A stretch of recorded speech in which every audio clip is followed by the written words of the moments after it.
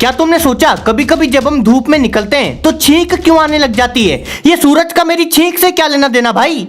देखो, हमारे फेस पे एक नसों का नेटवर्क होता है जिसे ट्राइजेमिनल नर्व बोलते हैं। तो अब जब भी कोई आलतू फालतू चीज हमारी नाक में घुसती है, ये ट्राइजेमिनल नर्व ब्रेन को सिग्नल भेजती है और ब्रेन बोलता है छींको, इतनी जोर से छींको कि भूकंप आ जाए और वो आलतू फालतू चीज बाहर निकल जाए। अब इसी ट्राइजेमिनल नर्व के बिल्कुल पास में से होके निकलती है एक और नर्व जिसे ऑप्टिक नर्व बोलते हैं। ये आंख से सिग्नल लेके ब्रेन को पहुंचाती है कि हमने क्या देखा। पर किसी किसी इंसान में ये ऑप्टिक नर्व बहुत सेंसिटिव होती है, तो जैसे ही वो एकदम से कोई ब्राइट लाइट देखते हैं, ऑप्टिक नर्व से कुछ सिग्नल ट्राइजेमिनल नर्व में चले जाते हैं और ब्रेन को लगता है नाक में कुछ घुस गया, तो छींको, इतनी जोर से छींको कि भूकंप आ जाए।